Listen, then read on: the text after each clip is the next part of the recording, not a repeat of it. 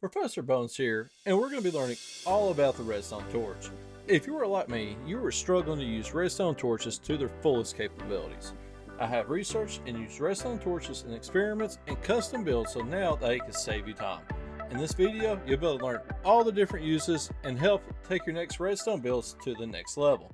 Let's begin. Let's start with the basics. First off, you need a crafting table, or you can use the 4 slots in your inventory, 1 stick, 1 thing of redstone dust, and you have your redstone torch. As far as some of the simpler uses of the redstone torch, it's used to power redstone lines. As you can see here, when I place it in the middle, it powers up this way, this way, this way, and this way, powering all these redstone lamps. Of course, when you go to break it, they lose the power because its power source, the redstone torch, is now gone. We can place it on the ground, and it's going to fully power this block here, inadvertently powering the redstone line and able to power the lamp this way. If you was to place it this way, as you can see, it cannot power the one above it. Now, as far as what it can power, you can see here, it powers up everything that's around it, and if there was a block in front of it like this right here, it can power it also. But with that being said, it cannot power the block that it's actually attached to. We'll get into that later. Now, another important thing you can do with redstone torches is actually turn them off.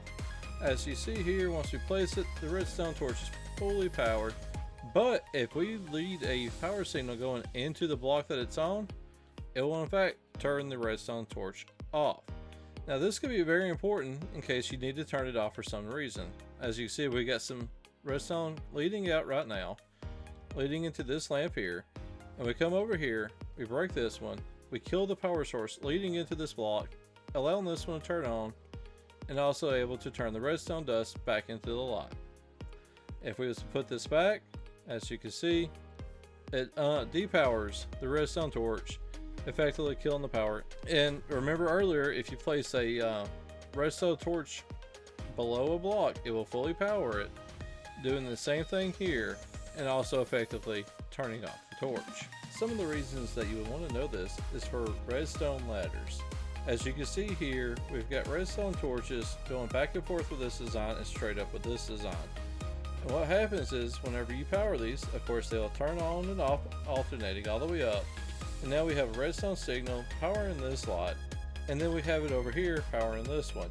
Well, this right here is very good as far as just going up in a straight line. And with this right here, you can actually run your signals off of them, alternating off whichever direction you may need, depending on the project that you're working on. And much like going up, you can also go sideways with this. As you can see, we have the redstone torch here. It's lit up this way. There's a redstone torch here at the end that's not lit up because of this one being lit up, and we do not have one here at the very end. But once we place one down, you can see the front one and the back one are now lit up, and the center one is not. So now you can go back and forth, alternating the signals, kind of like going tall, but we're just going sideways. And not only if you build this right, you can go up, but you can also go down. As you can see, this torch here on the bottom is turned on, while the one above it is turned off. But it's not because this one is powering this one. This one actually is the one turning it off. The redstone torch here is powering what would be the block underneath it, which is actually redstone dust. The dust is powering the block that this torch is sitting on, turning it effectively off. Which this right here is now also turned off because this redstone torch is off. It's not receiving power, allowing this one to turn on. Now if we go up to the very top, we have redstone dust here that is not active because there's nothing powering it. Once we power it, it turns on, turning this torch off, depowering, turning on because it's no longer powered, powering this, and turning off the bottom.